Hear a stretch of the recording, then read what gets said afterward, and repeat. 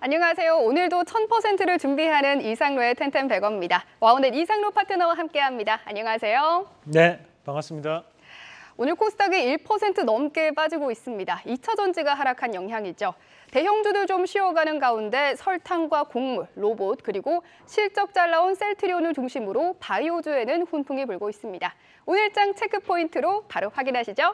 네, 시장은 코스닥이 상당 부분 빠지면서 우리 개인 투자분들이 조금은 힘든 시장을 좀 보내고 있는 것 같습니다. 그래서 오늘 이렇게 한번 잡아봤습니다. 꺾인 낙관론하고 뒤에는 물음표. 물음표. 자, 여기서 핵심은 물음표에 대한 부분이라고 좀 말씀을 드리고 싶은데, 우리 최근에 이제 개인 투자분들에 대한 성향을 좀 보면 시장이 조금만 하락을 하더라도 아유 뭐 이거 참 먹을 수 없는 시장이구나, 또는 쉽게 포기를 해버리시는 경향들이 많으신 것 같습니다. 뭐 오늘 같은 시장에서도 빠지다 보니까 전반적으로 이제 조금은 침울한 분위기를 이어가는 모습들이 많이 보이는 것 같습니다.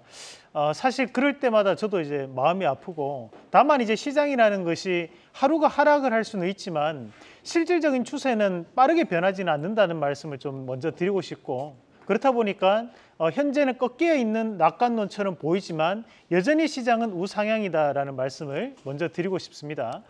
그러면 첫 번째 포인트부터 한번 짚어본다면, 우선 이제 셀트리온 1분기 영업이익이 개선됐다는 뉴스가 있었습니다. 실질적으로 셀트리온 1분기 영업이익이 1,820억 원을 기록을 했고, 매출은 전년 대비해서 약 17% 정도 상승하는 모습도 나타났습니다. 네, 그리고 아스코도 한 달 앞으로 다가왔잖아요.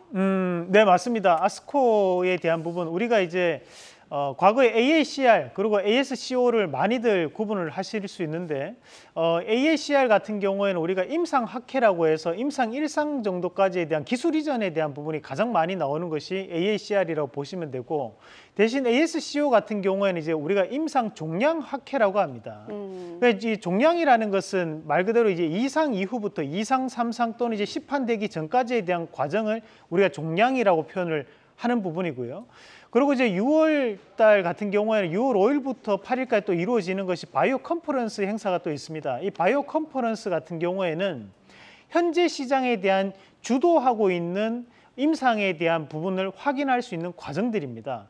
그럼 과거 같은 경우에 우리가 많이 나왔던 것이 이제 CAR-T 세포 치료제에 대한 부분에 관심이 상당 부분 있었다고 봐야 되는 부분, 그리고 유전자 치료제에 대한 부분도 상당 관심을 가졌었거든요.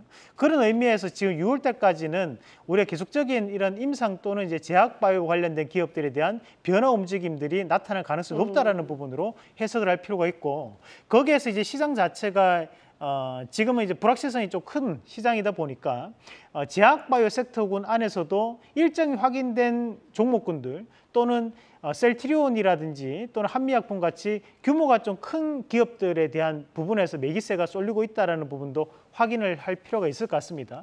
그중에서도 오늘 이제 셀트리온 헬스케어에 대한 주가 추이를 잠시 한번 같이 보시면, 우리가 이제 셀트리온이라는 그룹이 있다면 셀트리온 헬스케어 같은 경우 수출 물량을 담당하는 기업이 바로 이 셀트리온 헬스케어입니다.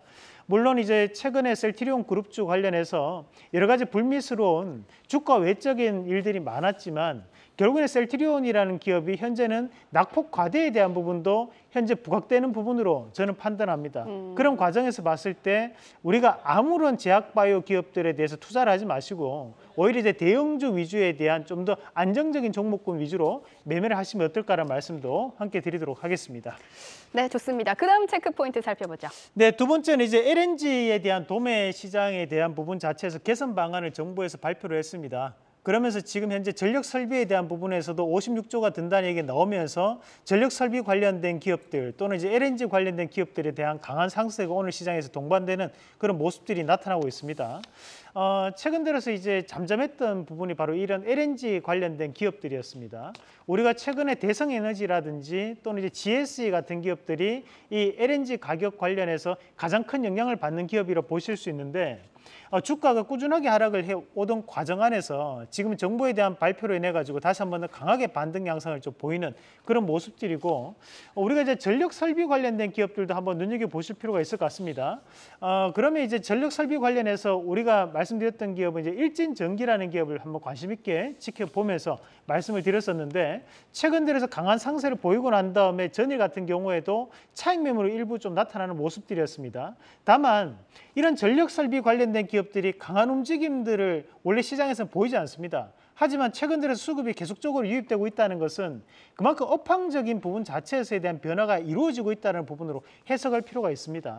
그래서 지금 현재 이런 전력 설비 관련된 기업들도 좀 더 눈여겨보시면 좀 추세적 변화를 나타낼 수 있는 움직임이 나오지 않을까라는 말씀도 함께 드리면서, 우리가 이 가장 대표적인 기업이 LS 일렉트릭이라는 기업이 있거든요. LS 일렉트릭도 한번 같이 보도록 하겠습니다. 자, 이 LX 일렉트릭 같은 경우에도 시가총액이 1조가 넘다 보니까 무거운 종목으로 좀 더 분류가 됩니다. 하지만 월봉상에서 대한 추세가 바뀌어서 이동을 하고 있는 시점이기 때문에 우리가 조금 더 우상향에 대한 부분으로 해석을 해보자는 말씀도 함께 드리겠습니다. 자, 그리고 세 번째 이슈는 바로 현대차와 LG에너지솔루션이 미국 공장에 대한 부분을 검토하고 있다는 소식이 나오면서 다시 한 번 더 자동차 부품주들이 강한 움직임들을 보이고 있다는 부분입니다. 전일 이슈가 되었던 것이 이제 서현이와라는 기업이 강한 상세를 보이는 모습이 나타났었고, 거기에 의해서 오늘 다시 한 번 더 상승세를 좀 붙이는 모습인데, 자, 서현이와 그리고 우리가 최근에 공개했던 기업 이제 덕양산이 100% 이상 올라오는 모습에서 오늘 또 다시 한 번 더 급등 양상이 나타나는데, 자, 이 두 가지 기업의 공통점은 뭘까요? 자, 혹시 앵커님 아시겠습니까? 미국의 네, 맞습니다. 네, 미국에 조지아, 있는 기업. 엘라바마. 맞습니다. 우리가 이 엘라바마, 조지아 이제는 외우셔야 됩니다. 엘라바마, 조지아의 공장 부지를 가지고 있는 기업들이 현재는 재평가를 나타내고 있는 부분입니다. 옆에 있는 우리 권미정 앵커도 아는 것처럼 우리 시청자분들도 반드시 기억을 하시면서, 그리고 이 덕양산업 같은 경우에는 배터리 모듈 팩을 만드는 회사다 보니까 이런 전기차 관련된 이슈가 나올 때마다 들썩들썩거리면서 또다시 한 번 더 강하게 오늘 또 올라주는 모습들인데, 지금 현재 공통적인 키워드를 다시 한 번 더 확인하시고 자동차 부품주를 그래도 눈여겨보자는 말씀도 함께 드리겠습니다. 네, 오늘의 텐베거 트렌드로는요, 곡물 관련주를 들고 오셨다고요? 네, 사실 우리가 이제 텐베거라는 것은 말 그대로 이제 1000%를 목표로 하는 거다 보니까 항상 성장성이라는 것을 기반으로 봐야 되는 부분입니다. 하지만 최근 들어서 이슈가 되는 것이 이런 곡물 관련된 기업들이 이슈가 되는데, 몇 가지 매매 팁부터 보고 추가적인 설명을 드리도록 하겠습니다. 네. 우선은 이제 우리가 곡물 관련된 부분에서 성장성을 기대하는 것은 대단히 어렵습니다.